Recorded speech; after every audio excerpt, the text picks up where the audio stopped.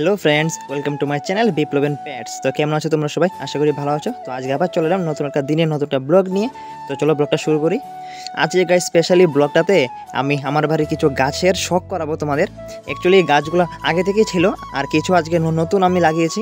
তো মানে বেসিক্যালি গাছগুলোতে এত একটা সময় দেওয়া হতো না।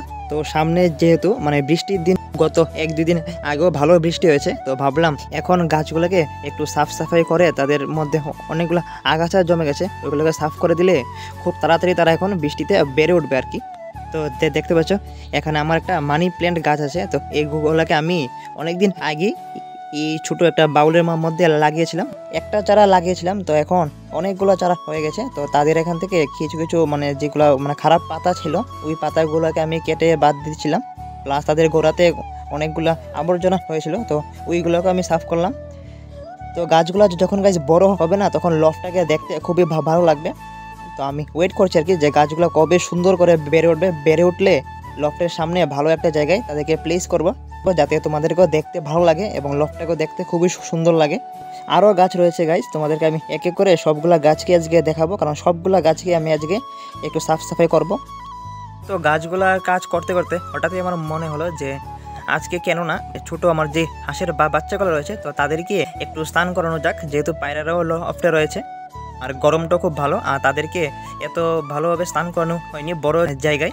তার জন্য আমি একটা বড় বল নিয়ে চলে এসেছি, কারণ তাদেরকে ভালোভাবে আজকে স্নান করবো বড় জায়গাতে, যাতে ভালোভাবে তারা ডুবে ডুবে স্নান করতে পারে। তো এবার বলটাতে জল দেব। তো জলের জন্য আমি চলে গেলাম নিচে। আমাদের মানে মোটর দিয়ে জল তুলতে গেলে আগে আমাদের হ্যান্ড পাম্প করতে লাগে, ঠিক আছে? তারপরে গিয়ে মোটর দিয়ে জল উঠে, কি আর বলবো, মানে কষ্টের কথা। তো ফাইনালি গাইস জল উঠে গেছে, আর জলটা এত ঠান্ডা তোমাদেরকে কি বলবো। জলটা যখন মানে টাচ করছে আমি, আমার শরীরেও পড়ছে, তখন মানে মনে হচ্ছে যে আমি নিজেই স্নান করিনি এখনই। কিন্তু তার আগে বাচ্চাদেরকে একটু স্নান করিনি। আর জলটা কি বলবো, দারুণ। তো তোমরা যারা হ্যান্ডপাম্প ইউজ করো তারা জানবে যে জিনিসটা, যে হ্যান্ডপাম্পের জলটা এই টাইমে খুবই ঠান্ডা থাকে আর দারুণ, মানে কি বলবো। তো এখানে বলটাতে আমি জল দিয়ে দিয়েছি পুরো ফুল করে। আর মাঝখানে যে কাঠটা তোমরা দেখতে পাচ্ছ, এটা অ্যাকচুয়ালি বাচ্চাদেরকে দাঁড়ানোর জন্য দিয়েছি আমি। তো বলটা ফুল করার পর ভাবলাম যে একটু লফটের উপরেও জল দিয়ে দিই, যেহেতু জলটা রয়েছে এবং লফটও ঠান্ডা হবে, যে গরম। প্লাস আমারও দেখতে পাচ্ছ আমিও একটু জল দিয়ে দিলাম মুখের উপর, কারণ প্রচণ্ড গরম গাইস, মানে রোদে দাঁড়ানো যাচ্ছিল না। তো গাইস জল দেওয়া শেষ প্রায়।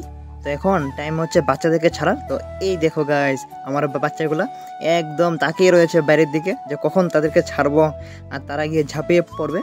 তো তাদেরকে এবার বার করব তাদের বক্স থেকে। এই দেখো কি স্পিড!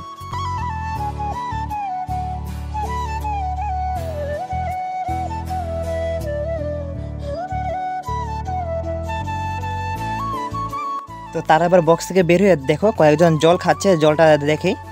তো আমি কি করলাম, এবার এক এক করে সবগুলাকে বলের ভিতরে দিচ্ছিলাম, কারণ তারা গাইস নিজে নিজে বলে মানে যেতে পারছিল না, কারণ বলটা তো খুব হাইট এবং খুবই উঁচু, তার জন্য। তো আমি এদেরকে এক এক করে দিয়ে দিয়েছি।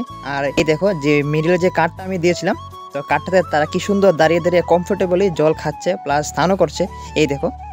আর গাইজ আমি কিছু মুড়ি দিয়েছিলাম তাদের খাবার জন্য, যাতে তারা গাইজ মানে জলটা দেখে ভয় না পায়, প্লাস কমফোর্টেবলি খুবই এনজয় করতে পারে, তার জন্য একটু খাবার দিয়ে দিয়েছি। তো তারা কি সুন্দর ডুবে ডুবে মানে স্নানও করছে প্লাস খাচ্ছেও তারা।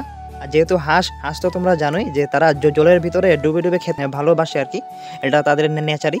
দেখো তারা কত সুন্দরভাবে এনজয় করছে, মানে তাদের দেখে আমারও ইচ্ছে করছিল তাদের সাথে মানে সুইমিং করার, সত্যি কথা বলতে গেলে। কিন্তু এটাতে আমার জায়গা হবে না এই বলটাতে। তো এই ফার্স্ট গাইস আমি তাদেরকে এত জলের ভিতরে ছেড়েছি আর কি, মানে এত বড় একটা জায়গায়। এর আগে এত বেশি জলে আমি তাদেরকে ছাড়িনি, যেহেতু মানে ছোট, তো তার জন্য আর কি। কারণ ছোট বাচ্চাদের বেশি জলে রাখলে তারা মানে তাদেরকে বাঁচানোটা একটু কষ্ট হয়ে যায়, বিকজ তাদের এখনও ওয়াটারপ্রুফ ফেদার যেগুলো হয় ওইগুলোতে এখনও আসেনি তাদের। তো তার জন্য তারা যদি বেশি ভিজে আর কি, তো তাদের ঠান্ডাও লাগতে পারে।